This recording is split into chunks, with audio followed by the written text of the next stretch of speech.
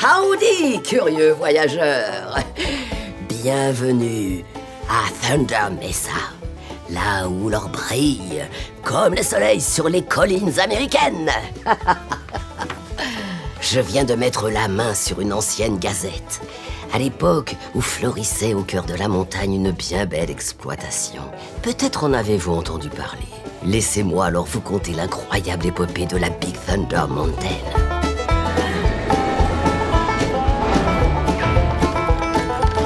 Au début, tout était calme dans notre jolie contrée de l'Ouest américain, et la ville de Thunder Mesa coulait de belles journées. Puis la ruée vers l'or est arrivée sur nos collines, tel un vent de folie, ramenant tout un tas de chercheurs de fortune. Et parmi eux, la famille Ravenswood, qui exploita une concession au cœur de la montagne. Forts de leur succès, Henry et Martha Ravenswood ont fait bâtir ce grand manoir sur la colline. Mais la veille du mariage de leur fille Mélanie, ou peut-être le jour même, l'article ne saurait le dire, les parents de la petite ont décidé d'aller faire un tour dans la mine. Et d'un coup, d'un seul, le sol s'est mis à gronder et les Ravenswood ont disparu dans les failles de la montagne, alors qu'un puissant bruit de tonnerre résonnait dans toute la vallée.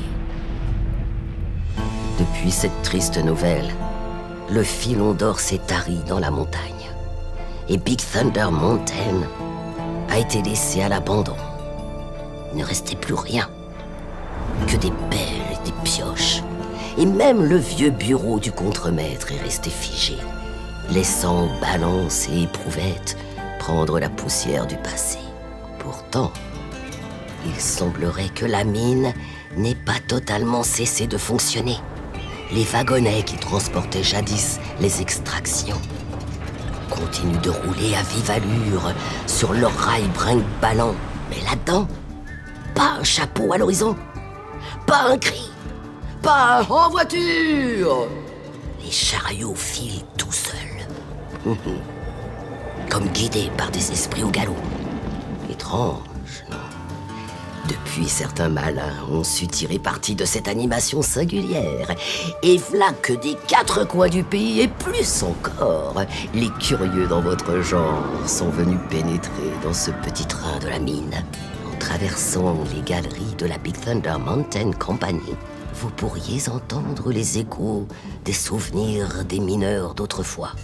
Ou alors, est-ce les pioches du dernier prospecteur, toujours à la recherche d'une pépite d'or cachée dans les tréfonds de la mine?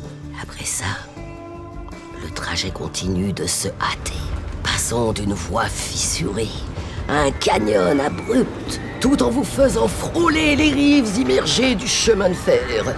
Attention aux éclaboussures. Mais c'est au moment de la dernière montée qu'il faut être aux aguets.